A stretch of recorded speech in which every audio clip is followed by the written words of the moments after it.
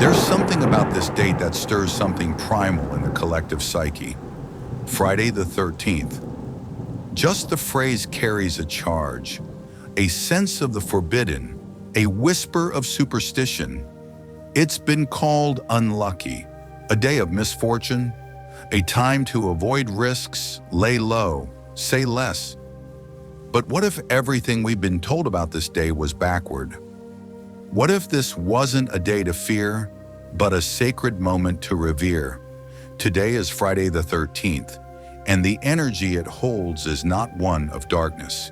It is one of deep, radiant feminine power. Not the loud, flashy kind, not the kind that forces or dominates. This is the power of intuition, of wisdom that lives in the bones, of truth that rises not from logic, but from the soul. To understand this day, we must look deeper than surface myth. Because long before Friday the 13th was labeled as dangerous, it was known as a day of the goddess, a day of magic, a day to honor the cycles of life, the phases of the moon, the gifts of feminine energy in all its forms. The number 13 itself was once a symbol of sacred order. There are 13 full moons in a solar year, 13 menstrual cycles, 13 lunar cycles, 13 weeks in each season. In ancient lunar calendars, 13 represented wholeness, not bad luck, completion, a return to rhythm. And Friday was sacred to the feminine, named for Freya, the Norse goddess of love, sex, beauty, and war. Also connected to Venus, the Roman goddess of pleasure, harmony, and sensual power.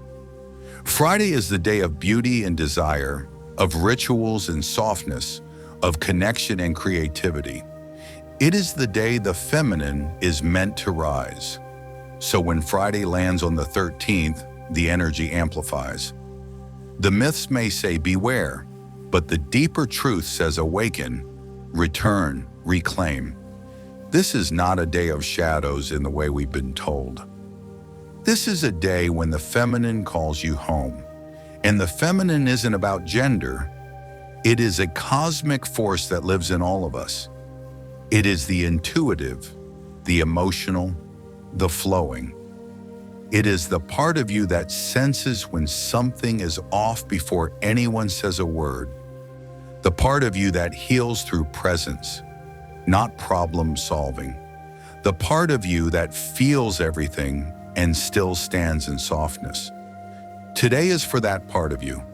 It's for the part of you that longs to create, to express, to move without explanation. It's for the dreams you've silenced and the desires you've dismissed. It's for the wisdom that comes not from books, but from your body, from your gut, from your deep knowing. You may notice today that you're more aware of your surroundings, more in tune with your emotional landscape. You may feel pulled towards something ancient and mysterious. You may feel the desire to slow down, to breathe more deeply, to listen more closely, not to others, but to yourself. This is no coincidence.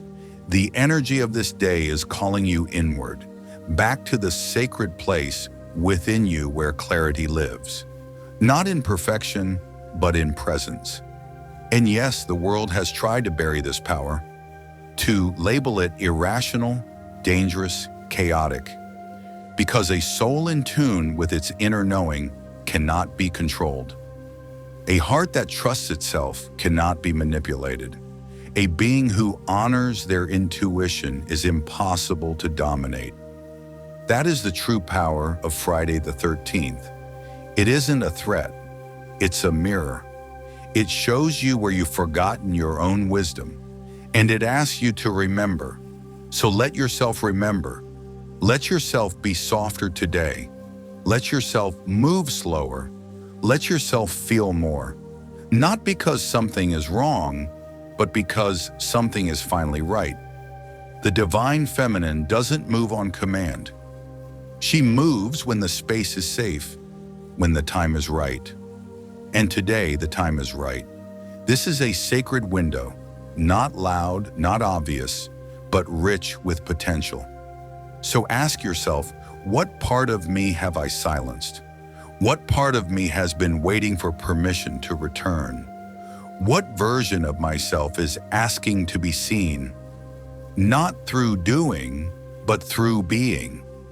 The answers won't come in the form of logic. They will come through sensation, through stillness, through dreams, through creativity, through connection, through intuition. Now that we have remembered the truth behind this day, that Friday the 13th is not a day of fear, but of sacred remembrance, we begin to ask, how do we work with this energy? Because once you awaken to the presence of the divine feminine, the only thing left is to receive her. She is not something to be chased. She cannot be summoned like a tool. She comes when we soften, when we pause, when we turn inward. This is not about doing more. It's about being more with yourself, holding space for your soul the way a sacred vessel holds water, with care, with presence, with reverence. So here are 3 ways you can honor and embrace the energy of today.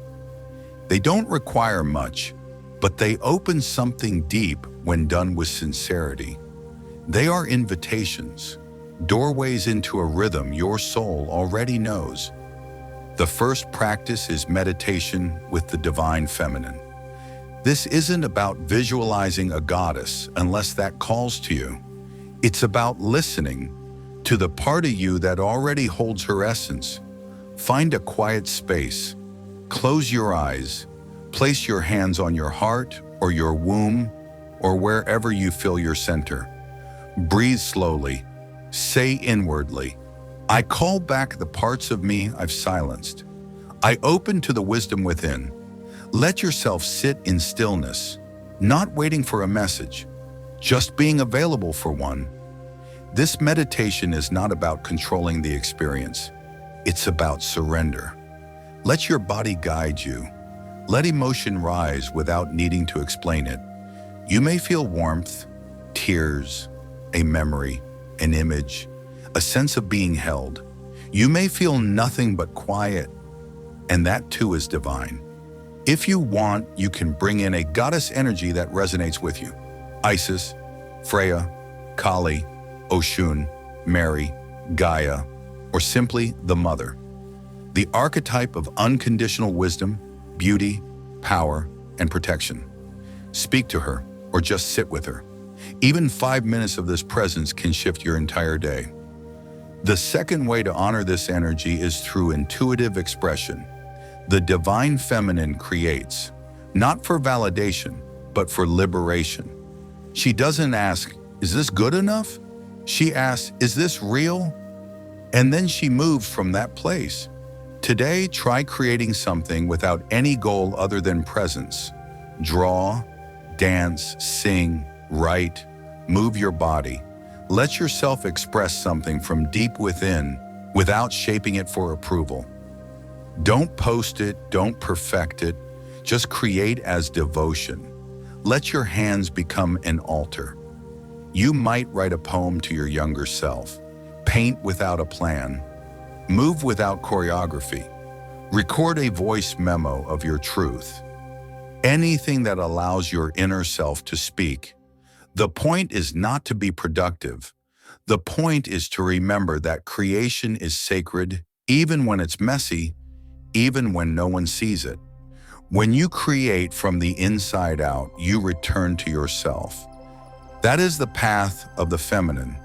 And if you're not called to create, simply feel creatively.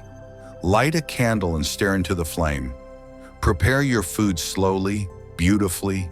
Speak aloud your thoughts with intention. Make every small act a ritual of softness, presence, and care. The third practice is self-love as ceremony. This is not just about spa days or indulgence, though those can absolutely be part of it. This is about looking at yourself truly and saying, you are enough, just as you are, even now, especially now. Run a bath and soak in silence. Dress in something that feels beautiful for you. Speak kindly to your reflection. Rub lotion on your skin as if it were a sacred act.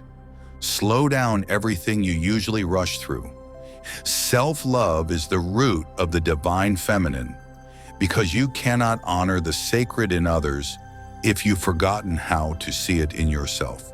Today, reclaim that sight. If you feel called, write a letter to yourself as if it came from the divine, from the goddess, from your higher self. Tell yourself what you long to hear. Let the words pour out, then read them aloud.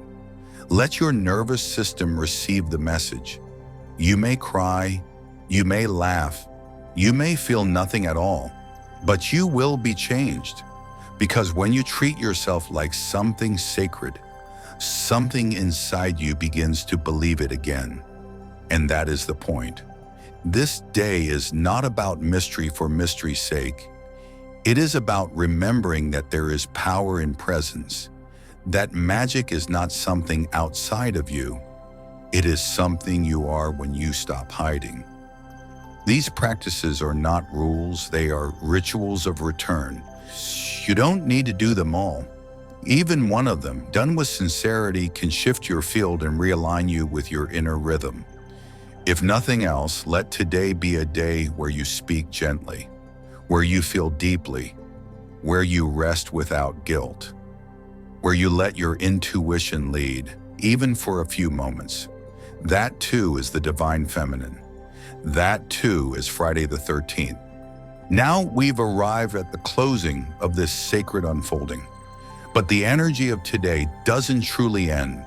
It lingers, weaving through the spaces you've softened, echoing through the parts of you that chose presence over performance, intuition over intellect, softness over fear.